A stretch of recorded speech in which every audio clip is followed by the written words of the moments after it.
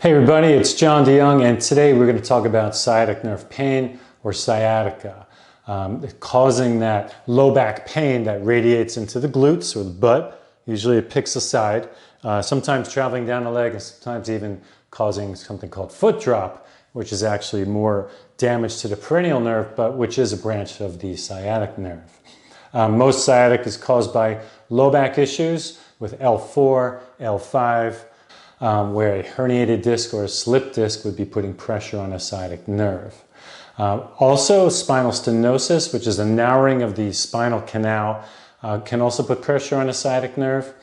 And piriformis syndrome, that also can put pressure on a sciatic nerve. Now, the piriformis syndrome and L4, L5 issues, they're going to be treated a little differently with different stretches, different strengthening, because the piriformis muscle connects to the lowermost vertebra with the upper part of the leg. And after traveling through the opening in the pelvic bone that allows the sciatic nerve to travel into the leg, at this point the muscles and nerve are adjacent, and at this proximity is why a lot of issues can occur. Actually, 5% of sciatic nerve pain or sciatica are caused by piriformis syndrome. I know the pain can get excruciating with sciatica, but it can be alleviated in about 3 months of work with a conservative light strengthening and stretching program. Now, stretching helps strengthen your muscles and improve the durability of your joints. And although some days you may not want to get out of bed, I know I had sciatic pain for 6 months, and I wish I knew then what I know now, but I don't. But if you stay in bed, that could make the pain worse because your muscles aren't being activated. They can actually shorten and tighten and cause more compression. So you can actually get more pain if you sit in bed and don't do anything. So as daunting as it may feel, I couldn't even sit. When I had my sciatic pain, I couldn't sit like this. I would be sweating. I would have to adjust to each side.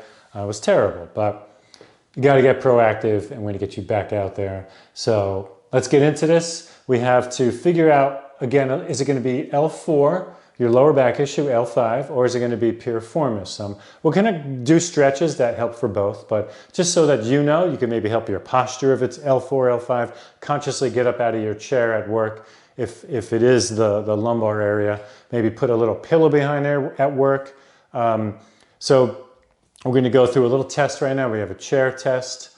And then an internal rotation test. So let's get to those two tests, and then we'll get to the exercises. All right, first test we're going to do is the chair test. So we're going to sit upright, feet flat, nice neutral lower back. We're going to test L4, L5, see if we can reproduce the sciatic nerve pain in your compression of your L4, L5. So we're going to grab the chair. Okay, we're going to pull down on it. So I'm actually pulling up, which is going to force my butt into the chair. I'm compressing my lower back, similar to doing some kind of muscle contraction or resistance training. So I'm pulling, upright position, and I'm going to release. And I'm going to pull. You're going to feel your butt pressed into the seat, a little disc compression, which is kind of normal. And then you're going to release. Now, if you had some sciatic nerve pain there, that's a good indication it's your lower back, L4, L5 area, maybe sacrum.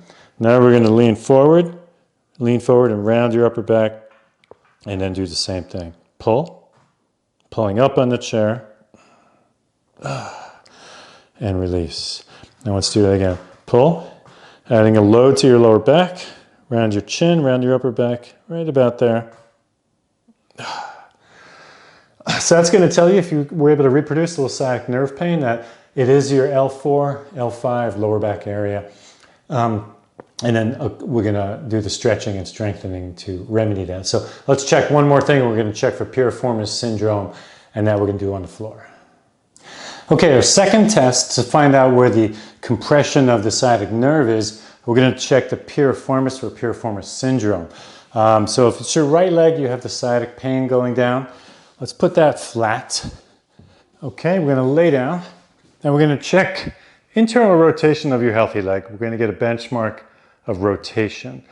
So you can lay down, we're going to rotate your femur, your upper leg, rotate in as the foot comes out, and then back in. And then internal rotation.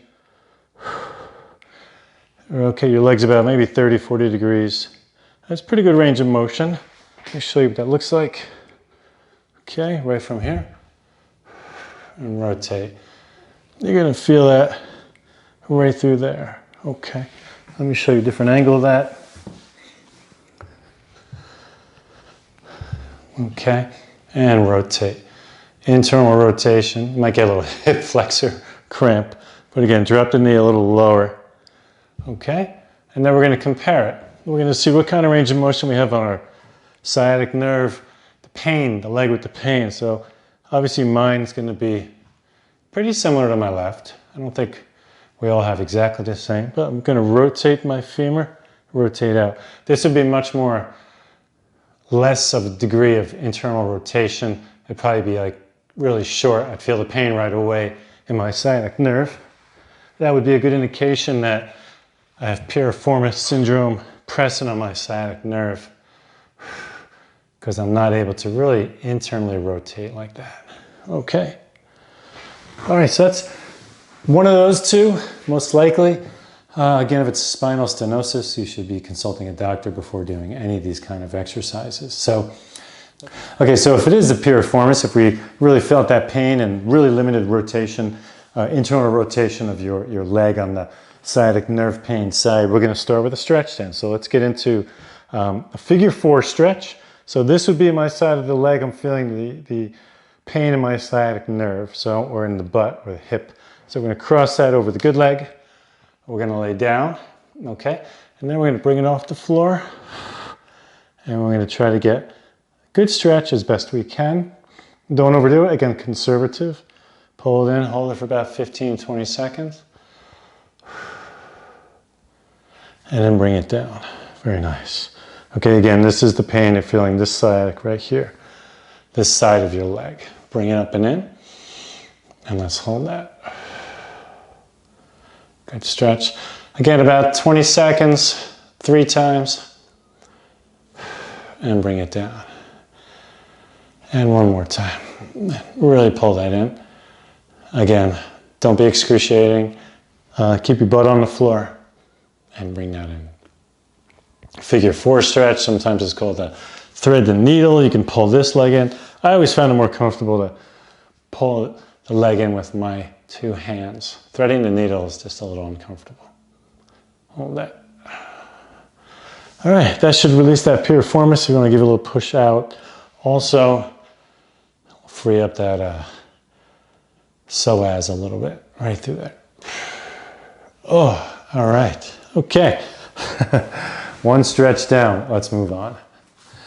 Let's get into a sitting spinal stretch. This is going to stretch your back, your glutes, little spine rotators, and your hip. So we're going to put the left leg down.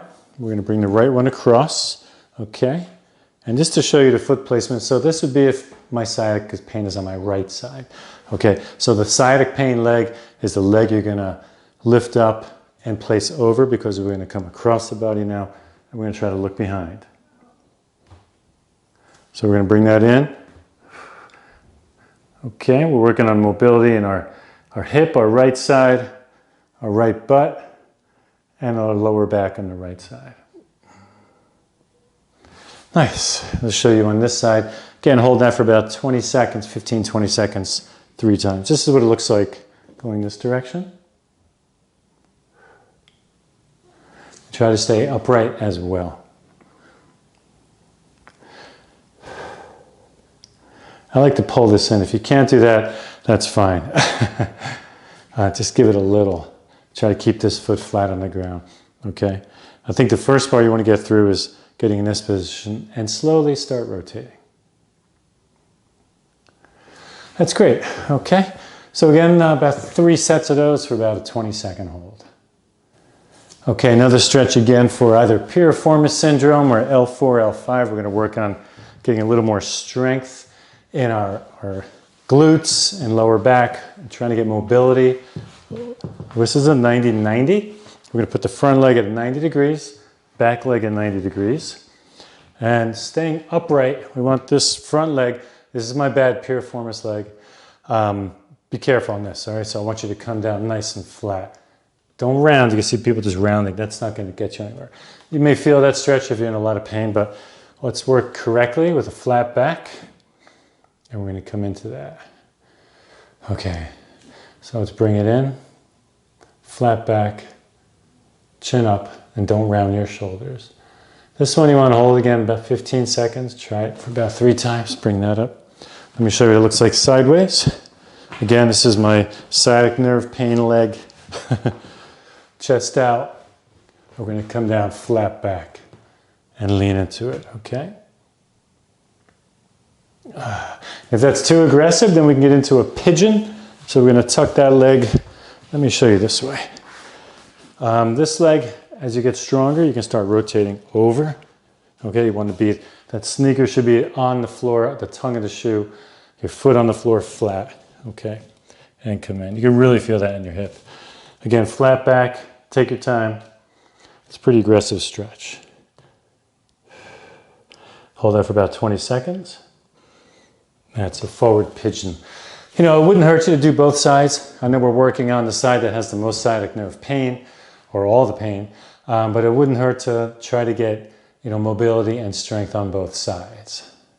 Okay, and then our last stretch and strengthening for the floor before we get up is we're going to do knee to opposite shoulder. So this would be my sciatic leg, the one where I feel the pain. I'm going to lay down, I'm going to straighten my right leg. I'm going to take this first, I'm going to bring it straight in. Put some compression on that, keep your lower back against the mat. I like to interlock my fingers.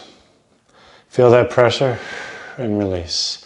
And then we're going to start coming across the body to my right shoulder. And then down. Okay, and we're going to bring it over a little more. We're heading in that direction. We're obviously not going to touch the shoulder, but a little pressure in and across your body. And release. And bring it in. I like to sometimes do a little more straight into the left shoulder, left knee, left shoulders to get my range of motion. And then I'm going to come across my body. Okay, so hamstrings as well have definitely tight hamstring. If we loosen that up, it's going to alleviate some of the sciatic nerve pain, especially for lower back issues. So we're going to take one of these pull-up straps. It's one of those long straps. I'll have it in the description of the video. You can get a link on there for Amazon. They're great. I like to stretch my entire body, lower body with these. So you want to come up slowly. Again, my sciatic pain is in this leg. We're just going to hit a little hamstring stretch. But do it long enough. That's why these straps are great. I want to keep my shoulders on the floor.